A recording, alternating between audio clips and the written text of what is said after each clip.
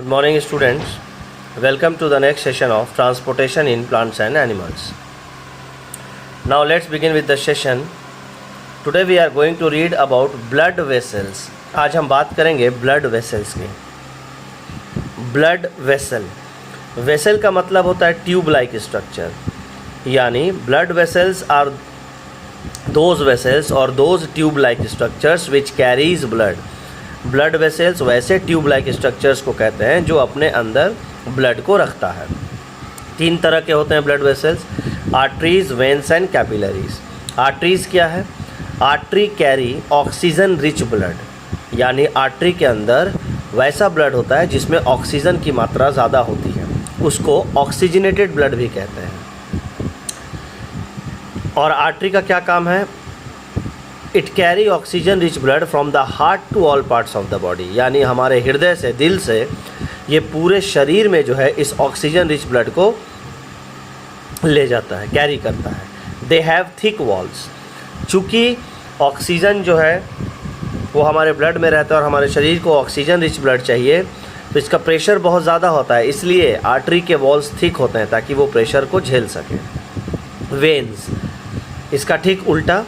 अगर आर्टरी अपने साथ ऑक्सीजन रिच ब्लड रखा है तो वेन हमेशा अपने साथ कार्बन डाइऑक्साइड रिच ब्लड रखेगा, यानी वैसा ब्लड जिसमें कार्बन डाइऑक्साइड की मात्रा बहुत ज़्यादा हो, और इसको कहते हैं डीऑक्सीजनेटेड ब्लड.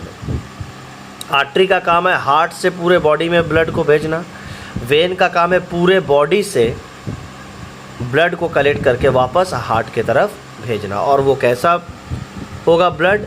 डीऑक्सीजनेटेड, यानी वैसा ब्लड जिसमें कार्बन डाइऑक्साइड की मात्रा ज़्यादा होगी.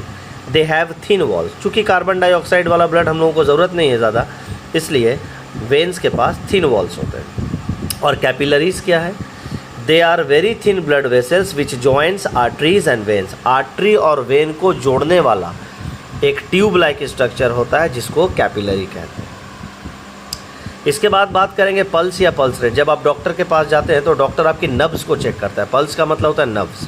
क्या है देखिए, blood flows through arteries at a high pressure causing throbbing movement call pulse. Throbbing movement, धक धक धक धक जैसे जैसे मूवमेंट हार्ट में होता है, उसी तरह पल्स के पास भी थ्रोबिंग मूवमेंट होता है. जब ब्लड फ्लो करता है आर्टरी से और बहुत हाई प्रेशर से फ्लो करता है, तब पल्स के पास जो है एक मूवमेंट शुरू हो जाए जिसको थ्रोबिंग मूवमेंट कहते हैं. The number of pulse beat per minute is called pulse rate. और एक मिनट में जितना वो मूवमेंट होता है पल्स का, उसको कहते हैं पल्स रेट. जिस प्रकार नॉर्मल इंसान का हार्ट का जो बीट था वो 72 से 80 टाइम्स था, उसी तरह नॉर्मल ह्यूमन बीइंग्स का जो पल्स रेट है वो भी 72 से 80 बीट्स पर मिनट होता है. नेक्स्ट, ये डिफरेंस दिया गया है, इसको आपको पढ़ लेना है. आर्टरी का डिफरेंस, वेन का और कैपिलरी का, इन तीनों का डिफरेंस आपको पढ़ लेना है. आर्टरी ऑक्सीजनेटेड यानी ऑक्सीजन रिच ब्लड रखता है. वेन्स डीऑक्सीजनेटेड यानी डीऑक्सीजन वाला ब्लड रखता है. Capillary it take care of diffusion of gases and nutrients. तो ये आपको पढ़ लेना है और इसका डिफरेंस समझ लेना है. नेक्स्ट है सर्कुलेशन ऑफ ब्लड. बहुत इंपॉर्टेंट टॉपिक है कि मानव के शरीर में ब्लड का सर्कुलेशन कैसे होता है, यानी खून का जो मूवमेंट होता है ब्लड का, रक्त का, वो कैसे होता है. तो सबसे पहले डीऑक्सीजनेटेड ब्लड को कलेक्ट कर लिया जाता है all parts of the body से, और उसको जो है हार्ट में लाया जाता है. और ये काम कौन करता है ये आप जानते हैं, वेन्स. तो veins carry deoxygenated blood from all parts of the body to the right auricle of the heart. Heart के 4 चैम्बर होते हैं, right auricle, left auricle, right ventricle, left ventricle. तो हमेशा याद रखिएगा कि हार्ट के राइट साइड में डीऑक्सीजनेटेड ब्लड होता है, यानी वैसा ब्लड जिसमें कार्बन डाइऑक्साइड की मात्रा थोड़ी ज़्यादा हो. तो डीऑक्सीजनेटेड ब्लड जो है वो राइट ऑरिकल के पास आ जाता है. यहाँ पर देखिए राइट ऑरिकल जो है यहाँ पर है आपका, राइट ऑरिकल में आता है. It contracts and blood moves to right ventricle. और जब वो सिकुड़ता है, राइट ऑरिकल सिकुड़ता है, तो ब्लड फिर राइट ऑरिकल से कहाँ चला जाता है? राइट वेंट्रिकल में. Right ventricle receive bloods and contracts. और राइट वेंट्रिकल भी सिकुड़ता है और उसके बाद ब्लड चला जाता है पल्मोनरी आर्टरी के पास. पल्मोनरी आर्टरी एक ऐसा आर्टरी है जो अपने साथ डीऑक्सीजनेटेड ब्लड रखता है. और इसी पल्मोनरी आर्टरी में ऑक्सीजनेशन प्रोसेस होता है, जिसमें ब्लड में ऑक्सीजन आके मिलता है, और उसके बाद इस पल्मोनरी आर्टरी से ऑक्सीजन वाला जो ब्लड है वो चला जाता है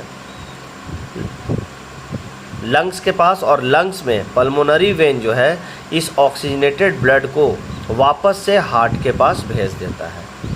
हार्ट से फिर ये हार्ट के लेफ़्ट साइड में चला जाता है, लेफ़्ट वेंट्रिकल में ऑक्सीजनेटेड ब्लड, यानी वैसा ब्लड जिसमें खून, जिसमें जो है ऑक्सीजन मौजूद हो, और लेफ़्ट वेंट्रिकल से लेफ़्ट ऑरिकल, और लेफ़्ट ऑरिकल से ये ब्लड उसके बाद पूरे बॉडी में चला जाता है। तो यही जो है सिस्टम है ब्लड के सर्कुलेट होने का। और ये डायग्राम आपको बना लेना है अपने फेयर कॉपी में। ये है असाइनमेंट। इस सेशन के लिए इतना ही। Thank you, have a nice day.